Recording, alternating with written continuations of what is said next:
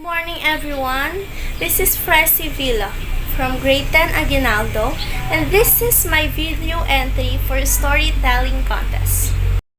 The story of Pygmalion and Galatea. If you gods can give all things, may I have as my wife, I pray, one like the ivory maiden, Pygmalion.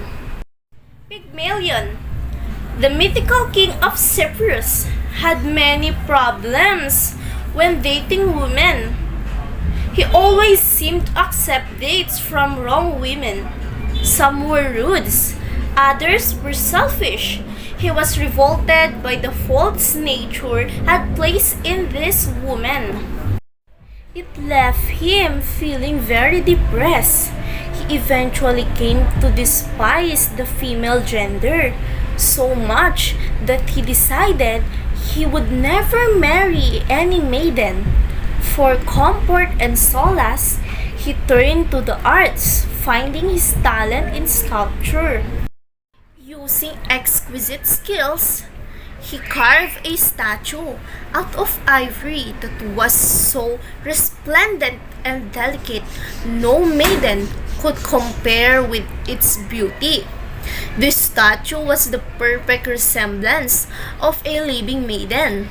Pygmalion fell in love with his creation and often laid his hand upon the ivory statue as if to reassure himself it was not living. He named the ivory maiden Galatea and adored her lovely figure with women's robes and placed rings on her fingers and jewels about her neck. At the festival of Aphrodite, which was celebrated with great relish throughout all of Cyprus, lonely Pygmalion lamented his situation. When the time came for him to play his part in the processional, Pygmalion stood by the altar and humbly prayed, "If you, God, can give all things, may I have as my wife, I pray." He did not dare say the ivory maiden, but instead said, "One like the ivory maiden." Aphrodite, who also attended the festival, heard his plea, and she also knew of the thought he had wanted to outer.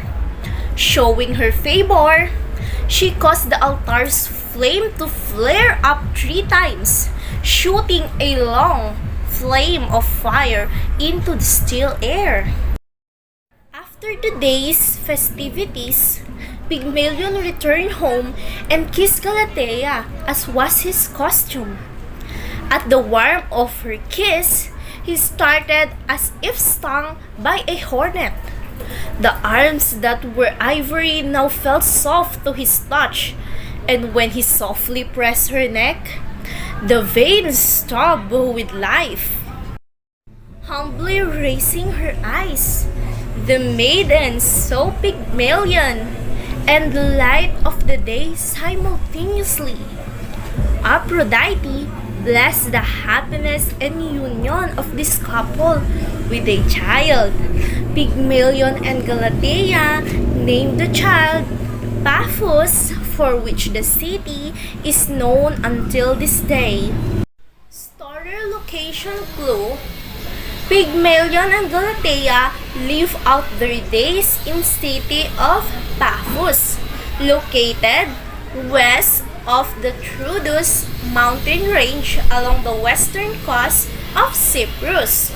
This city is also north and west of Aphrodite's rock.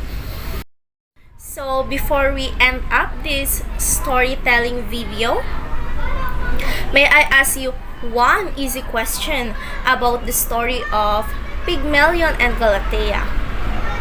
So here is it.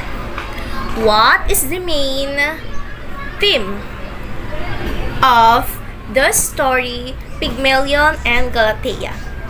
I'll give you 5 seconds to answer. 5, 4, 3, 2, 1. Time is up.